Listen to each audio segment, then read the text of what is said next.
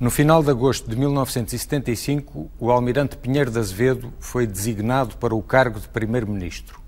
Ao mesmo tempo, o PS tornava-se o partido mais influente no novo governo, mas estava longe de exercer nas ruas uma influência comparável. Esta contradição vai determinar a história dos meses seguintes e também o debate que temos estado a revisitar.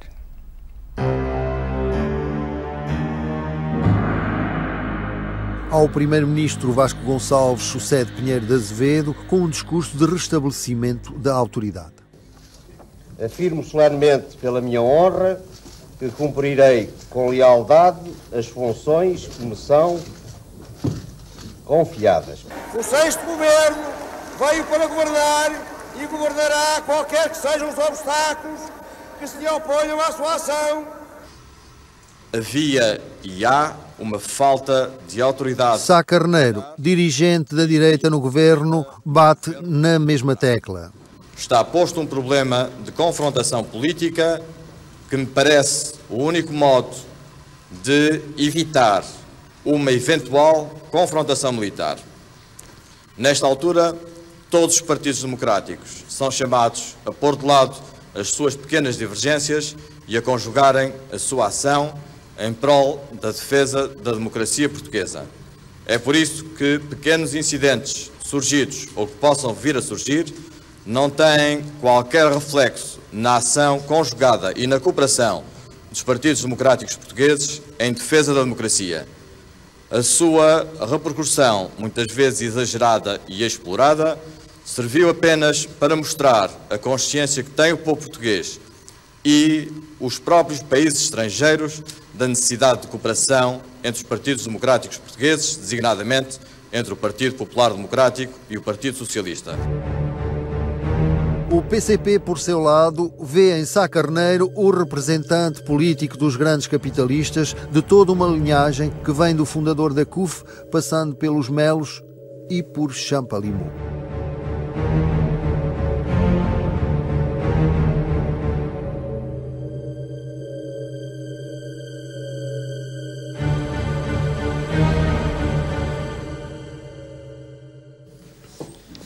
O Partido Socialista tem defendido sempre a posição de que é vital alargar, como disse, o bloco social de apoio à Revolução.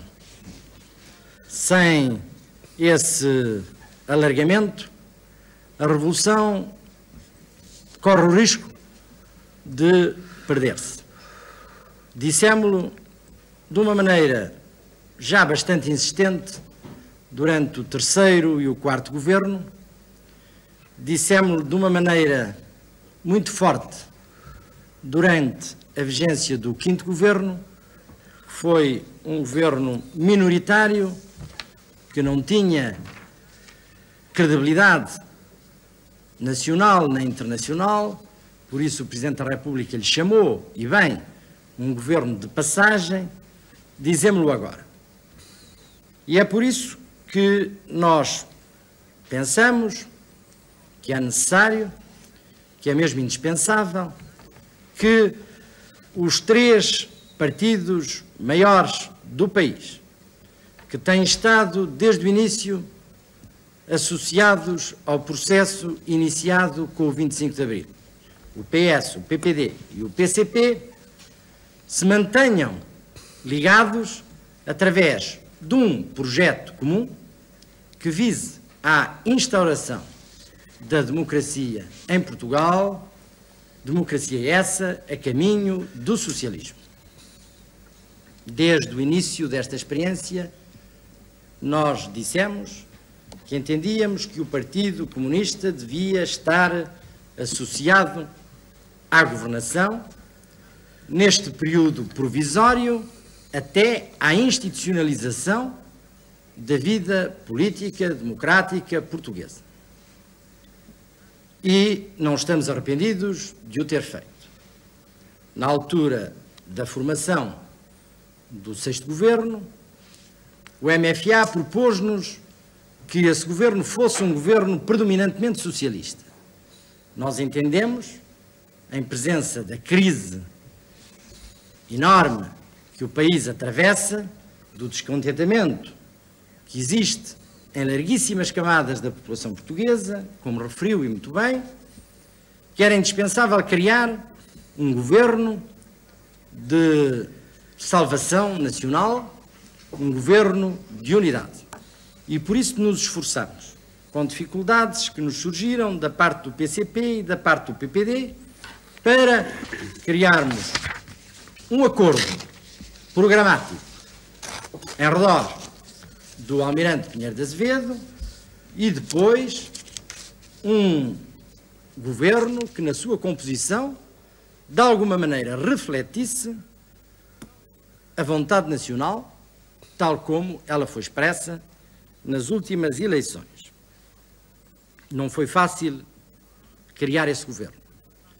E nós, Partido Socialista, que fomos a charneira, que tivemos que dialogar simultaneamente com o PPD e com o PCP, tivemos muitas dificuldades, dadas as exigências de uns e de outros, de chegar a um acordo. Entretanto, chegámos a esse acordo. E o Partido Comunista entrou para esse governo com reserva, com um pé no governo, ou meio pé no governo, e todo o resto do corpo e o outro pé fora do governo, fazendo uma mobilização em todo o país, no sentido de tentar derrubar esse mesmo governo. E essa situação cria necessariamente graves dificuldades ao governo e coloca o país numa situação de beco sem saída. É evidente que uma tal situação é intolerável. Poderá dizer-se que não é o Partido Comunista que cria a agitação social e que está a manipular certas camadas da população para destruir o sexto governo, e que é antes a extrema-esquerda que o faz. Eu estou pessoalmente convencido de que sem a luz verde do Partido Comunista e sem a participação do Partido Comunista nessa aliança tácita e, a meu ver, contra a natura que tem com a extrema-esquerda, esta agitação social grave para o país não poderia ter chegado tão longe como chegou. É, pois, a altura, a meu ver, de pôr o Partido Comunista perante as suas responsabilidades históricas, que são muito grandes, e de dizer aos seus dirigentes, eu digo claramente ao Dr. Álvaro Cunhal aqui na minha frente, que a continuar neste sistema, a presença do Partido Comunista não pode ser aceite no governo. E temos que encontrar outra solução que, para além dos interesses partidários, existe, e acima deles, o interesse nacional. Uma revolução faz-se por alguém e, naturalmente, contra alguém. E, no caso concreto, a Revolução Portuguesa faz-se fundamentalmente em benefício das classes trabalhadoras, de outras classes laboriosas, da população, pequena burguesia, até extratos da média burguesia, os camponeses, industriais e comerciantes, pequenos e médios, mas as classes trabalhadoras no fundamental. Querer um bloco social que vá até ao Champalimau ou aos Melos, e mesmo sem chegar lá, é um absurdo, tem que se fazer contra alguém, uma revolução. E, naturalmente, também não se pode fazer uma revolução se os órgãos de poder têm representantes desse alguém contra o qual é feita a revolução. A nosso entender, isso sucede no presente governo. No presente governo, há alguém que representa os interesses contra os quais é dirigida a Revolução Portuguesa. Há alguém que representa os interesses das classes privilegiadas. Há alguém que representa os interesses dos exploradores do nosso povo, que o nosso povo está, naturalmente, decidido a terminar. Nós somos pelo alargamento do bloco social, ou seja, somos por uma base de apoio ampla a uma política revolucionária. Mas entendemos que é muito difícil conciliar exploradores e explorados, grandes exploradores e explorados. E é difícil fazer uma revolução com uma política de direita. E é difícil querer alargar o bloco social quando se começa a reduzir a base de apoio na classe trabalhadora. E é o que está a suceder ao 6º Governo. Com a tentativa de uma viragem à direita, com a tentativa de pôr em causa as conquistas da Revolução, com a política prática de partidos que pertencem ao governo, contra a reforma agrária, contra as nacionalizações, com saneamentos à esquerda, com saneamentos dos elementos revolucionários, dos elementos democráticos, dos elementos progressistas, com uma caça às bruxas dos comunistas, um pouco por todo o aparelho do Estado, é evidente que o tal governo não pode seguir uma política revolucionária.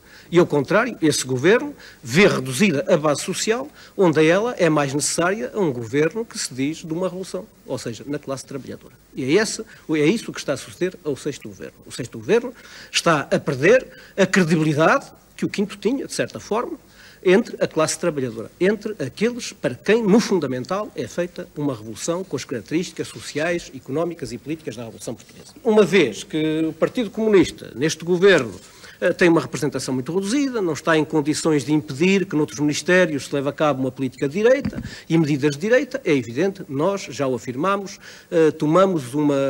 apoiamos o governo na proporção da nossa responsabilidade. Não damos caução a uma política social-democrática, não damos caução a uma viragem à direita, não damos caução a uma política anti-operária, não damos caução a uma política de saneamentos à esquerda, não damos caução a essa política.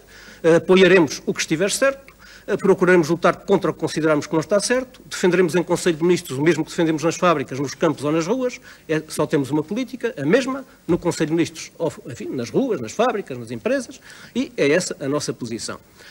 Pensamos que, apesar disso, apesar destas características do Governo, a presença de membros do Partido Comunista no Governo, um Governo que não é de coligação, mas que tem presença de membros de vários partidos, é útil, enfim, ao nosso povo e é útil à Revolução Portuguesa. É por isso que aí estamos. É para lutar pelos interesses do nosso povo e os interesses da Revolução Portuguesa, a defesa das liberdades e das outras conquistas da Revolução.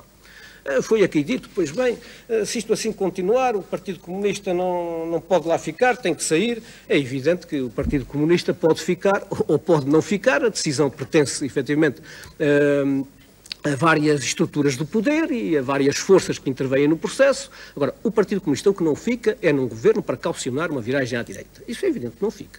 O Partido Comunista não fica num governo para apoiar medidas antidemocráticas, antipopulares. Não fica.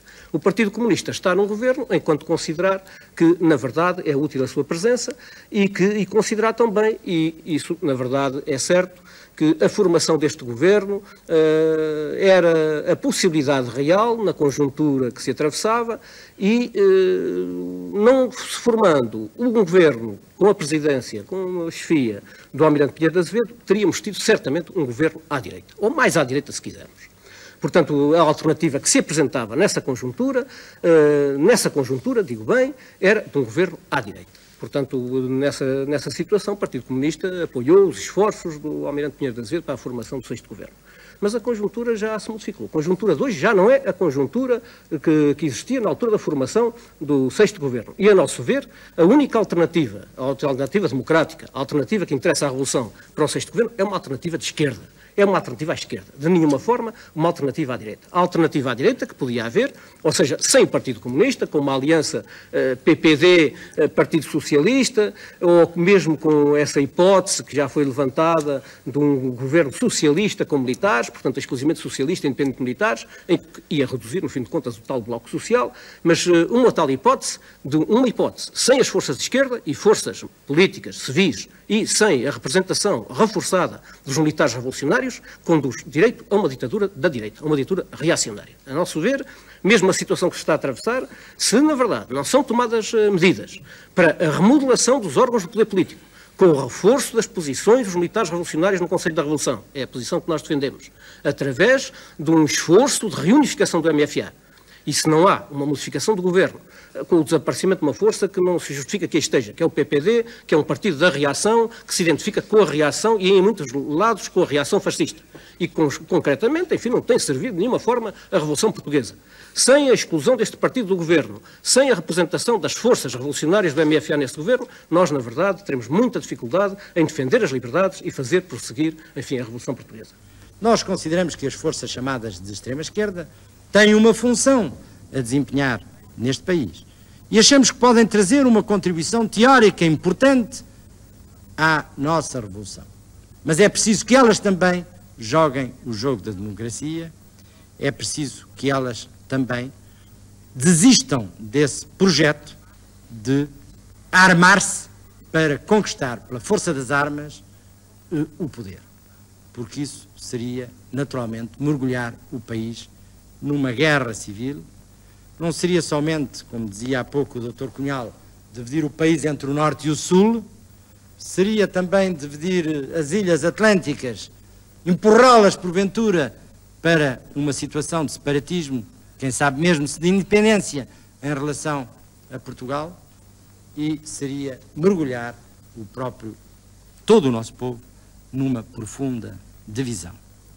Essa situação não, neste momento, penso eu, que esse perigo está em grande parte afastado, porque o Partido Comunista, por si só, não tem poder para tomar pela força o poder.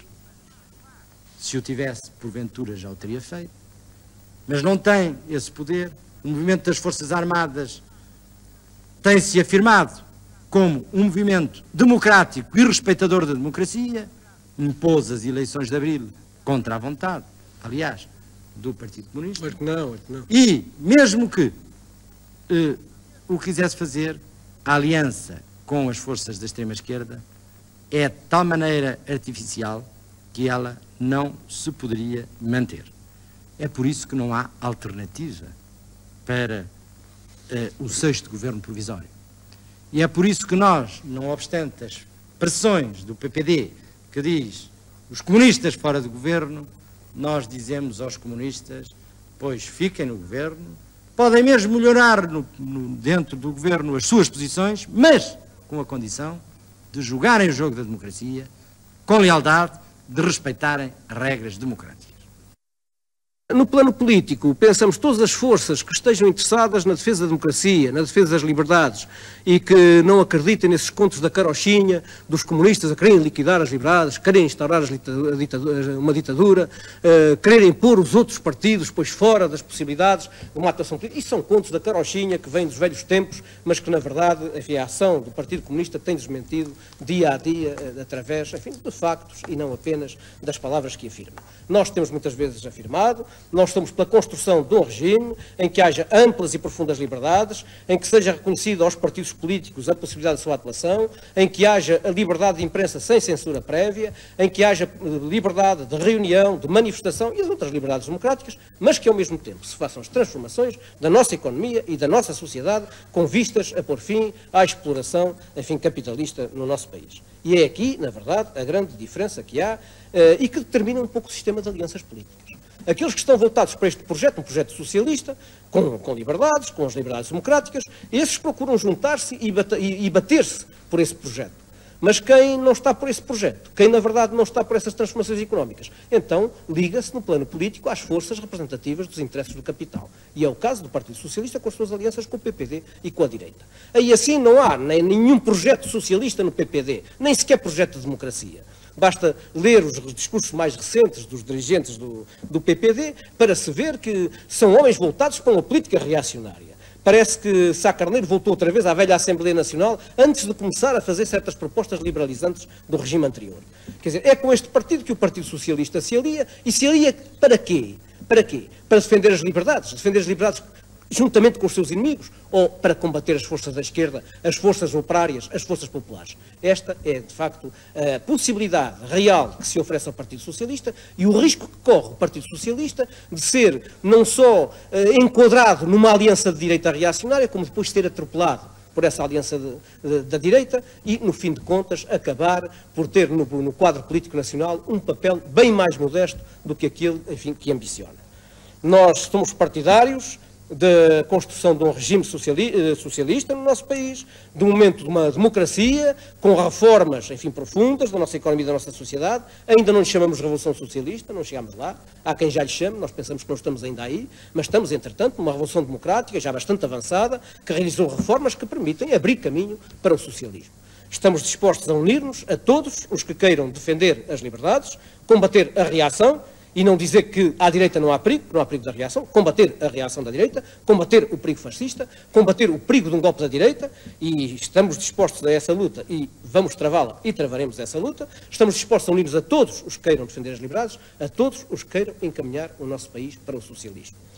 Se o Partido Socialista largar as suas alianças com a direita reacionária, se o Partido Socialista defender, acima de tudo, os interesses dos trabalhadores e não os interesses do patronato e dos exploradores do povo trabalhador, se o Partido Socialista, em vez de uma política de conspiração, porque também a faz, tal como os conspiradores reacionários da direita, em vez de uma política de conspiração, procurar uma política de aliança com as forças revolucionárias, populares e militares, se procurar unir-se nas várias esferas da vida nacional, às forças progressistas, ao povo trabalhador e às suas organizações, certamente seria possível, pois, uma larga aliança de forças sociais e políticas que pudesse encaminhar de uma maneira mais tranquila o nosso país para essa sociedade nova porque o povo trabalhador anseia. Se o Partido Socialista persiste na sua política de aliança à direita e de combate à esquerda, de política de combate insistente ao Partido Comunista e às forças da esquerda, está um pouco condenado, se na verdade o nosso povo não impuser uma solução contrária, de ser uma primeira linha, que avança convencida que pode primeiro bater a esquerda para depois bater a direita reacionária, mas que acaba, se por acaso realizar-se a sua política, de bater a esquerda para depois ser batido pela direita reacionária. A aliança dos socialistas portugueses, não digo só, enfim, desta política do Partido Socialista, não é? Deste Partido Socialista, é dos socialistas portugueses, a aliança natural é com os comunistas e com as forças de esquerda, na luta contra a reação fascista, contra as forças da direita. Se os socialistas assim o compreenderem, podem dar uma contribuição muito positiva para a construção do novo Portugal. Se não compreenderem, podem se tornar presa das forças reacionárias e caírem, no fim de contas, numa política que não favorece nem a defesa das liberdades e muito menos a construção do socialismo no nosso país. Bem, eu queria dizer que depois de ouvir o Sr. Dr. Cunhal, ficaria com a convicção de que se eu fizesse essa aliança que o Sr. Dr. propõe, me daria uma medalha Lenin? Não, eu não... Dar-me uma medalha Lenin e nós teríamos uma ditadura em Portugal. Ora, eu, ditadura, tive o que bastou, que foi a ditadura do Salazar e do Caetano. Não volto a ter essa ditadura por nenhuma maneira. E esteja descansado que o Partido Socialista é um partido dos trabalhadores. Mostrou-se bem porque tem uma base, que é uma base trabalhadora. E quando o Sr. julga que com isso pode atingir a nossa base, a base do Partido Socialista é que sabe bem a diferença que vai das suas palavras às realidades e por isso é ele que nos impõe esta política intransigente de defesa da democracia, de defesa do socialismo e dos trabalhadores e da classe operária, mas mantendo as liberdades e não encaminhando o país para uma ditadura comunista. Essa política não lhe dá a medalha de Lenin, mas pode lhe dar a medalha Sá Carneiro ou uma medalha de vinda desses lados. E, na verdade, eu penso que não é aqui assim a medalha que o Dr. Mário Soares possa ou não ganhar. Aqui trata-se da política que os socialistas possam ou não seguir. E estou convencido que os trabalhadores, sejam socialistas ou não sejam socialistas ou comunistas, têm interesses idênticos, não é pela sua política que se definem os seus interesses, no fim de contas, os seus objetivos reais, e, portanto, que acabarão por se entender na luta pelas liberdades e pelo socialismo no nosso país. Em novembro de 1975, todo o debate sobre a composição e a política de governo está indissoluvelmente ligado ao debate sobre a tomada de partido dos militares.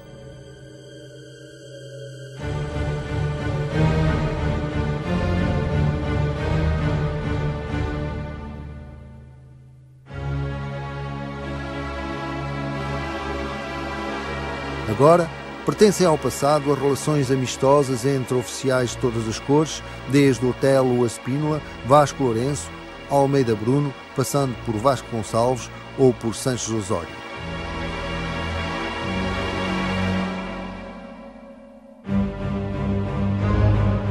Soldados e marinheiros participam em manifestações da esquerda e juram bandeira com um texto que ficará para a história.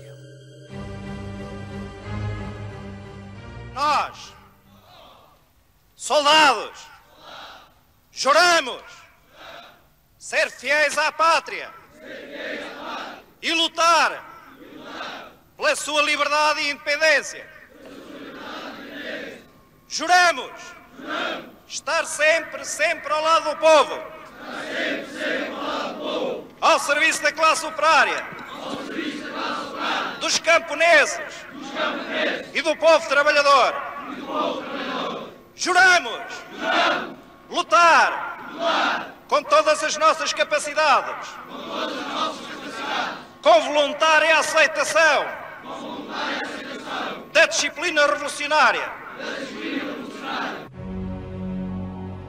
Em 6 de novembro, Soares e Cunhal já parecem adivinhar o desfecho que se aproxima. 1. Ocupar revolucionariamente as unidades onde a repressão fascista dos oficiais sobre os nossos camaradas os impedia de se expressarem livremente e de se porem abertamente, com o seu desejo, ao lado dos seus irmãos trabalhadores. A operação decorreu na melhor disciplina revolucionária, não havendo a lamentar qualquer incidente. 2. Como corolário desta ação, e para que de uma vez para sempre a Força Aérea se possa colocar decidida e irrevogavelmente ao serviço da Revolução Socialista, demite o chefe de Estado-Maior da Força Aérea, General Graduado Moraes da Silva, o comandante da Primeira Região Aérea, General Graduado Pinho Freire, os conselheiros do Conselho da Revolução, Tenente-Coronel Costa Neves e Major Campi Castro. 3. Passam a assumir as funções de comandantes das unidades provisoriamente, oficiais da confiança dos sargentos e soldados até nova nomeação.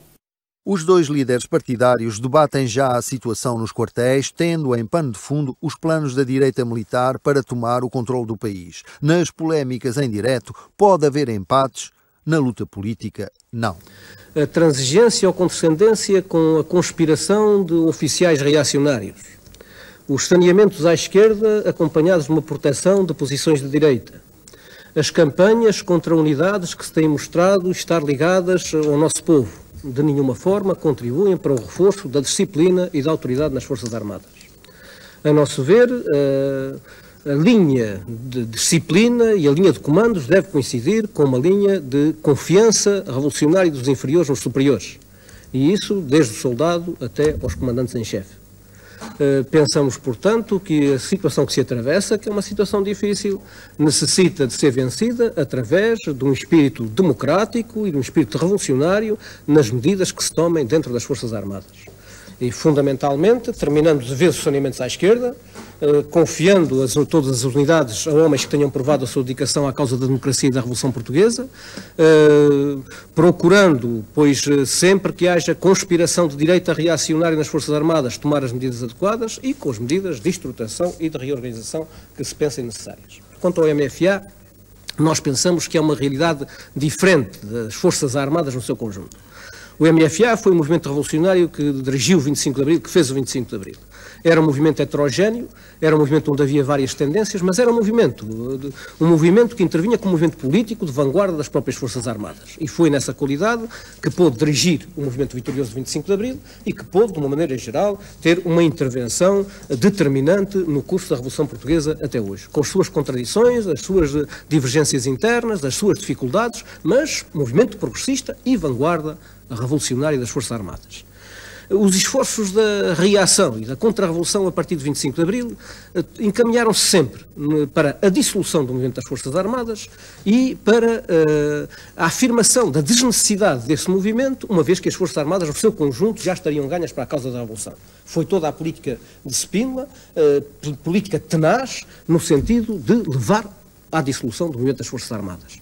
E se hoje formos reler a imprensa da época, podemos ver que houve mesmo certos momentos em que o movimento das Forças Armadas, se não estava ainda convencido nem vencido, entretanto já era obrigado a aceitar durante instantes que a própria imprensa já não se referisse ao MFA, mas às Forças Armadas. Já não se falasse na aliança povo-MFA, mas na aliança povo-Forças Armadas. E que o próprio Spínola, como chefe do Estado-Maior-General das Forças Armadas e Presidente da República, declarasse um pouco: o movimento das Forças Armadas sou eu. E sou eu para dissolver o próprio movimento num processo democratista que levava à sobreposição de uma parte considerável de forças conservadoras e reacionárias que existem ainda nas Forças Armadas a esse movimento de vanguarda, essa vanguarda revolucionária. Nós continuamos a pensar que não há razões nenhumas para pôr fim a esse movimento, que esse movimento não só é útil, como é indispensável à Revolução Portuguesa e à defesa das liberdades e da democracia, e o que se trata como tarefa, enfim, para as forças revolucionárias portuguesas, e como aspiração e como necessidade para a defesa das liberdades e das vitórias e das conquistas da nossa Revolução, é o reforço desse MFA dentro da sua diversidade e com o que poderíamos chamar a reunificação das tendências revolucionárias dentro do MFA. Pensamos que é necessário o MFA, que deve continuar, e que os seus organismos superiores, entre os quais o Conselho da Revolução, que necessitam de responder a essa necessidade de reunificação das forças revolucionárias e das tendências. Isto responde também a uma questão que é a própria questão do Conselho da Revolução. Há forças extremistas e forças impacientes que contestam o próprio Conselho da Revolução e o próprio MFA. Isso tanto a direita reacionária como certos grupos, enfim, extremistas e esquerdistas, como nós dizemos. Pensamos que é um erro profundo chamar, por exemplo, ou insultar já o Conselho da Revolução como se fosse um Conselho da Contra-Revolução, entre aspas, porque alguns o dizem. Pensamos que este Conselho da Revolução, com todas as suas contradições, é uma necessidade do momento. E, digamos, melhor é existir este Conselho da Revolução que não existia nenhum. Que um conjunto de energúmenos ou de cidadãos, saberemos depois se eles são energúmenos ou são efetivamente cidadãos, mas se fossem verdadeiramente cidadãos, tinham outras maneiras de protestar, impedissem ministros e secretários de Estado de entrar dentro dos ministérios, quer do Ministério da Comunicação Social, quer do Ministério do Trabalho, quer mesmo, é o caso da ação dos deficientes físicos das Forças Armadas, tentassem sequestrar o próprio governo e, lá dentro, encontrando-se alguns chefes militares. Isso significa a destruição do Estado, de qualquer Estado. Nós não podemos consentir, não há democracia possível, só há ditadura da esquerda ou da direita se deixarmos destruir o Estado. E, portanto, a ordem democrática, a legalidade revolucionária tem que ser mantida, até porque sem autoridade revolucionária, pura e simplesmente, não há revolução. Naturalmente, o facto de se ter chegado onde se chegou deve-se muito à abdicação permanente do movimento das Forças Armadas e de alguns dirigentes das Forças Armadas que, porventura, tiveram uma compreensão muito rápida do que fosse revolução e fazem algumas confusões. A verdade é que, para que as Forças Armadas e o movimento das Forças Armadas possa existir, é preciso manter a disciplina. E não se pode conceber que soldados embuçados ou outros venham dar conferências de imprensa, que haja dirigentes que têm responsabilidades de comando sem serem imediatamente demitidos, possam aceitar o roubo de armas. Com armas, com milícias armadas, na mão de pessoas que não são representativas, que têm dado mostras, pelas afirmações que têm feito, que só pensam em confrontações violentas e em impor por as suas ideias pela força das próprias armas, o deixar roubar armas, que as armas estejam em más mãos, é atirar a nossa revolução para uma situação de terrível crise. Isto não pode ser permitido e é necessário que os responsáveis militares, ao mais alto escalão, o digam e não venham para a televisão hesitar quando se trata de casos de disciplina gravíssimos que não poderiam ser tolerados em nenhum regime, seja ele qual for, e muito menos num regime revolucionário. Não haveria nenhum país que permitisse que dirigentes militares aceitassem, por exemplo, uma organização como a organização dos SUV, que representam o minar da disciplina das Forças Armadas e que a destruição do próprio MFA. E, entretanto, houve dirigentes que, repetindo uma expressão que eu já tinha ouvido, aliás, ao Dr. Cunhal, disseram que os SUV representavam uma resposta de esquerda a um governo de direita. A frase não é minha. Mas eu ouvi-lhe. Sim, mas não é minha. E ouvi-lhe antes de ouvir na televisão. Se, de facto, é... Não, mas de qualquer forma, depois falo do SUV. Naturalmente. Ora, nós, socialistas, não pensamos que isto reforce, de alguma maneira, a democracia. Isto leva em linha reta o país para uma confrontação armada e para uma guerra civil E nós estamos a fazer todos os esforços para evitar essa confrontação e essa guerra civil. Pois falou agora do MFA no passado e disse o MFA foi, o MFA era. Por que é que o MFA não é? O MFA continua a ser. E, a meu ver, o MFA não é nem um movimento de libertação, porque isso é a teoria da identificação com o vencedor para recusar a derrota, mas é um movimento patriótico e progressivo.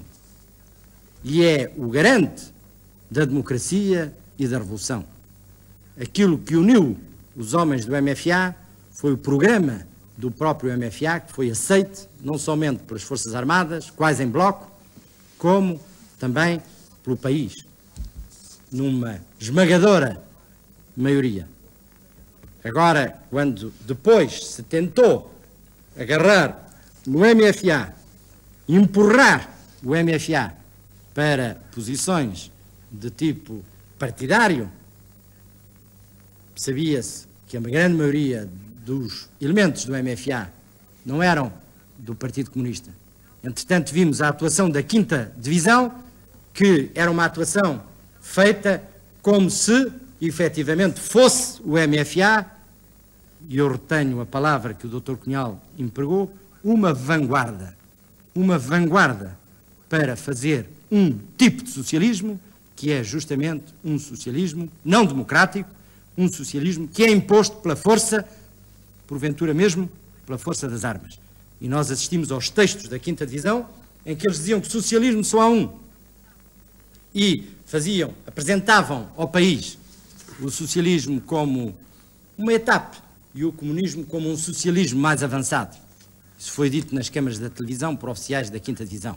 Faziam de uma maneira clara a propaganda comunista e preparavam um golpe, uma ditadura militar comunista. Talvez não, talvez não.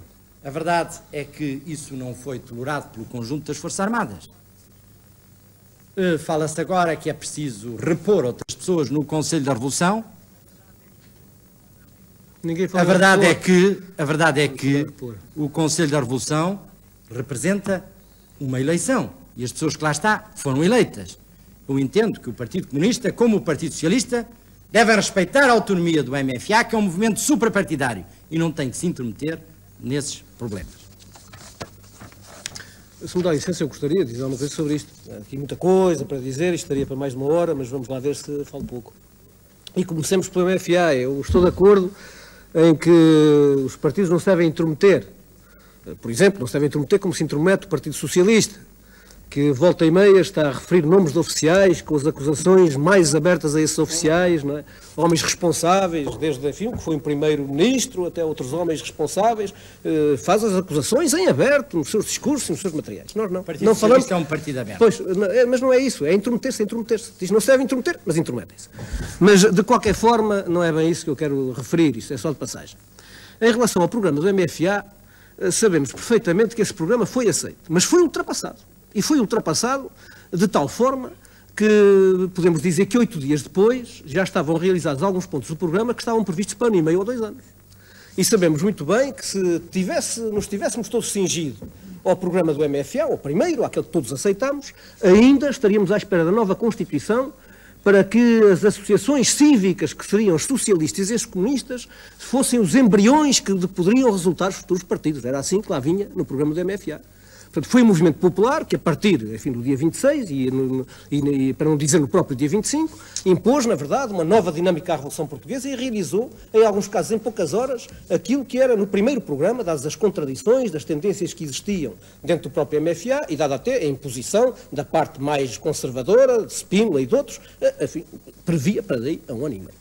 É o caso da legalização dos partidos, mas é todo o processo de descolonização. Se não fosse um movimento popular e se fosse tal programa, na sua expressão literal, enfim, que todos aceitámos, o processo de descolonização, enfim, ainda estaria à espera de que fosse elaborada a Constituição, neste ritmo, enfim, pois de caracol, com que trabalha a nossa Assembleia Constituinte, que está a chegar já ao fim do segundo período, do primeiro período de prorrogação e que não tem ainda feito a Constituição, porque se entretém a discutir coisas que não são da sua competência, conforme a lei constitucional e conforme o pacto com os partidos, mas, enfim, enfim, que se entretém horas e horas a discutir coisas que não são da sua competência e não fez a Constituição. Portanto, até segundo a lei, já era caso para terminar a Assembleia Constituinte, fazerem-se novas eleições em que o Partido Socialista podia, às vezes, enfim, depois ter a tal pouca sorte que há bocado referi, e teríamos uma outra, enfim, Assembleia Constituinte para fazer uma outra Constituição. Mas isto para dizer que só depois dessa Constituição aprovada é que nós viríamos a ter a decisão em relação ao futuro, enfim, do povo de Guiné-Bissau, de Moçambique, etc. Era assim o programa da MFA, que, na verdade, em virtude da própria dinâmica do movimento revolucionário, foi alterada, foi ultrapassado e deu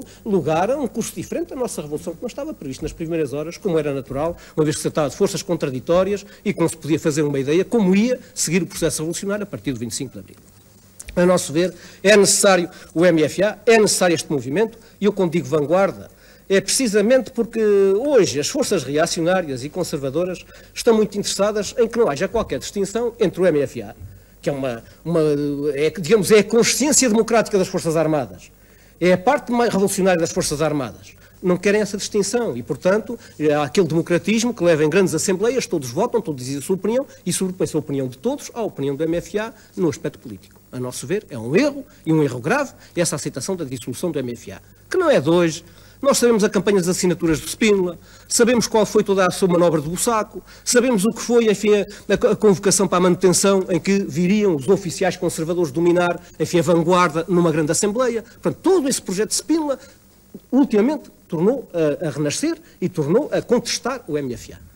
E podemos dizer que, pouco tempo atrás, o MFA esteve em riscos de desaparecer. Esteve em riscos de desaparecer. Quando essa vanguarda, esse movimento progressista, foi atropelado pela massa conservadora e em grande parte reacionária, enfim, do quadro permanente. Nós não somos contra o quadro permanente. Nós pensamos que os oficiais de carreira têm uma função a desempenhar no nosso país, que eles são necessários ao nosso exército e às nossas Forças Armadas.